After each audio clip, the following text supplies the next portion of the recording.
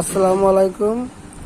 আজ আপনাদের রোকার লাট সম্বন্ধে আলোচনা করব। এই যে এটা একটি রোকার লাট, হিরো হোন্ডা মডেল অথবা চাইনা 100-950 রোকার লাট, সেম প্রায় একই। আজ আমার কাছে একটা গাড়ি এসেছিল, হিরো এইচএফ ডিলাক্স। যা গাড়িটির আমি টাইমিং চেন ভালো আছে, সব কিছু ভালো আছে, কিন্তু ঝ্যানঝেনে শব্দ যায় না। টাইমিং চেন আমরা খুললাম, খুলে চেক দিলাম, টাইমিং চেন ঠিক আছে, তারপরে টাইমিং রাবার ঠিক আছে, টাইমিং স্প্রিং সেটাও ঠিক আছে।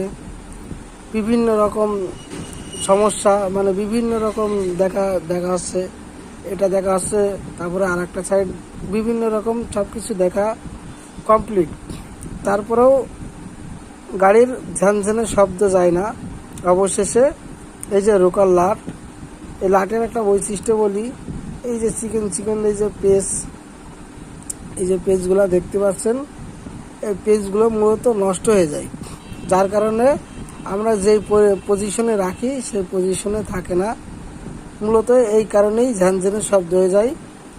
পরে রোকার খোলা হলো, রোকার অ্যাডজাস্ট করতে গিয়ে তখন দেখা যাচ্ছে রোকারের লাটের প্যাচ কাটা, যার কারণে লাট আপনার যে মেজারমেন্টে রাখা হচ্ছে সে মেজারমেন্ট থাকছে না, মেজারমেন্ট অন্যরকম হয়ে যাচ্ছে, যার কারণে প্রচণ্ড শব্দ হচ্ছে। মানে এক কথায় গাড়ি চালানো যাচ্ছে না, এত ইঞ্জিনের শব্দ। অবশেষে আমরা দুইটাই চেঞ্জ করে দিয়েছি।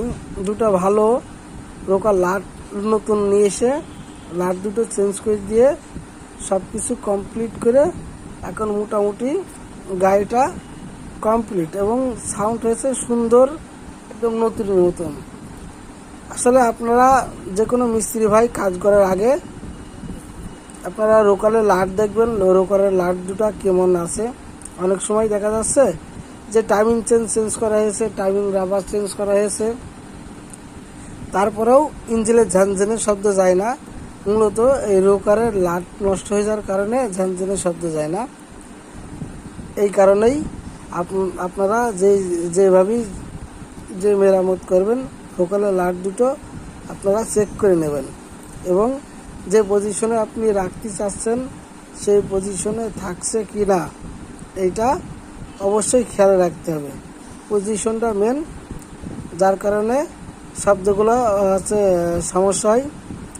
যদি আপনার রোকারের এই লাটের সমস্যা হয়, লাট দুটো চেঞ্জ করে দেবেন, চেঞ্জ করে দিলে সবচেয়ে বেটার এবং গাড়ির শব্দ স্মুথলি হয়।